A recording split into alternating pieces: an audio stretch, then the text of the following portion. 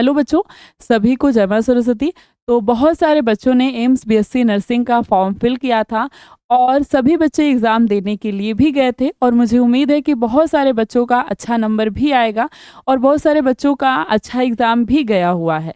तो आज हम बात करेंगे कि जब आपने एम्स का एग्ज़ाम 1 जून को दे दिया है, उसके बाद क्या प्रक्रिया होने वाली है, या फिर हम कह सकते हैं कि एम्स के एग्ज़ाम के बाद उसमें क्या-क्या काउंसलिंग होगी या फिर किस तरीके से आपका रिज़ल्ट अपडेट आने वाला है। तो आज हम बेसिकली इसी पर बात करेंगे। अफ़वाहों से बिल्कुल आपको दूर रहना है कि रिज़ल्ट कैसे आपको चेक करना है और क्या कट ऑफ है, कैसे आपका रिज़ल्ट आएगा और जिन बच्चों को क्वालिफ़ाई नहीं है उनको कहाँ से चेक करना पड़ेगा।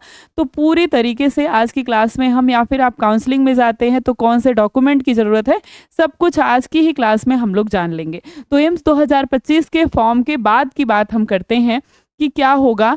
एग्ज़ाम आपका हो चुका है 1 जून को और रिज़ल्ट डिक्लेयर हो जाएगा आपको 6 जून को। तो आपका जो 6 जून को रिज़ल्ट आएगा, वो रिज़ल्ट अगर हम देखें कि कहाँ पर आएगा, तो ये amsexam.ac.in की जो साइट है, आपको वहीं पर रिज़ल्ट देखने के लिए मिलेगा। और अगर हम देखें कि रिज़ल्ट आपको कैसे देखने के लिए मिलेगा, तो ये रिज़ल्ट एकदम पीडीएफ फॉर्मेट में होगा और लगभग 7 से 8 हज़ार या फिर आप 10 हज़ार तक भी जा सकते हैं। 10 हज़ार तक बच्चों का इस पीडीएफ में नाम होता है। मतलब स्टार्टिंग से लेकर के 10 हज़ार रैंक तक के जो बच्चे होते हैं वो इस पीडीएफ में होते हैं और उन्हीं लोगों का एडमिशन होता है। तो अगर आपका नाम उस लिस्ट में, आपका रोल नंबर उस लिस्ट में है, तो आपका एडमिशन हो सकता है, आपका एडमिशन हो जाएगा। और ये आपको कहाँ देखना है, तो amsexam.ac.in पर। अभी वो हम भी देख कर दिखाएंगे कि कैसे आपको देखना है। और इसके बाद अगर बहुत सारे बच्चे अब इस बात पे कंफ्यूज होंगे कि जिनका पीडीएफ में नाम ही नहीं है, जिनका लिस्ट में नाम नहीं है, इसका मतलब है कि वो नॉट क्वालिफाइड हैं। जिनका लिस्ट में नाम है पीडीएफ फॉर्मेट में, वो कैसे हैं, वो क्वालिफाइड हैं, वो क्वालिफाइड हैं। तो जो क्वालिफाइड होंगे उनका लिस्ट में नाम होगा, वह काउंसलिंग कराएंगे। जो नॉट क्वालिफाइड होंगे और वो बच्चे चाहें कि वो अपना रिजल्ट कैसे देखें, तो वो अपना रिजल्ट देखेंगे यहीं ames.ac.in पर। आप गूगल पर जाएंगे, क्रोम पर या जो भी आपके पास गूगल है उस पर ames.ac.in लॉगिन सर्च करेंगे तो आपको ये वेबसाइट ओपन हो जाएगी। और इस वेबसाइट को ओपन होने के बाद आपको इम्पॉर्टेंट अनाउंसमेंट में 6 को यहाँ पर अनाउंसमेंट दिख जाएगी, पीडीएफ यहाँ पर आपको मिल जाएगा। लेकिन जो नॉट क्वालिफाइड हैं उनका तो पीडीएफ में नाम नहीं आएगा। तो वो कैसे अपने रिजल्ट को देखें, तो वो आएंगे सीधे यहाँ स्टूडेंट वाली साइट पर। और स्टूडेंट साइट पर आपने भरा है BSc nursing, BSc nursing honours है और बीएससी नर्सिंग पोस्ट बेसिक है।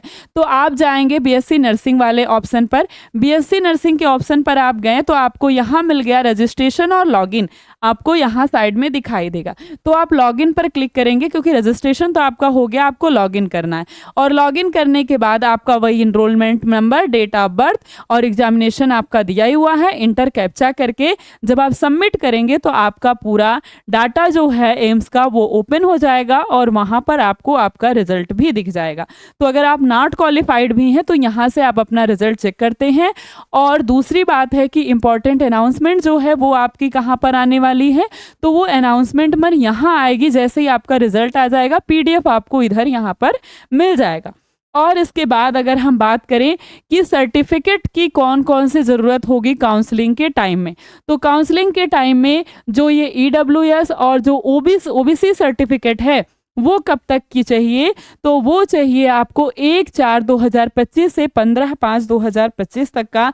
अगर आपके पास ये दोनों सर्टिफिकेट हैं तो आप एलिजिबल हैं, और अगर नहीं है तो अभी भी समय है, बनवा लीजिए, अभी भी आप बनवा सकते हैं। और जो इसकी काउंसलिंग होती है, इसकी काउंसलिंग जो होती है वो 3 राउंड में होती है, राउंड 1, राउंड 2 और एक होती है ओपन राउंड। तो आपको इसके अलावा एम्स में कोई चौथी काउंसलिंग नहीं होती। राउंड 1, राउंड 2 और ओपन राउंड में काउंसलिंग खत्म हो जाती है। अब हम बात करें आगे कि क्या जो लिस्ट वाले बच्चे हैं उनका ही एडमिशन होगा या फिर और लोगों का, या फिर जो लिस्ट वाले बच्चे हैं 7-8 हज़ार सबका एडमिशन हो जाएगा। तो ऐसा नहीं है, लिस्ट में वही बच्चे आते हैं जिनका क्वालिफाइड है, जो क्वालिफाई किए हुए हैं उस रैंक नंबर के अंदर आते हैं। लेकिन लिस्ट कट ऑफ नहीं है, कट ऑफ में बहुत कम बच्चे हैं, जो 1200-1300 सीट है आपकी, बस उन्हीं बच्चों का एडमिशन होने वाला है। तो बस उन्हीं बच्चों का एडमिशन होगा, बाकी बच्चों का एडमिशन नहीं होगा। तो जो सीट आपकी बची रहेगी, तो अगर आपका नाम नीचे भी है तो आपका एडमिशन हो सकता है।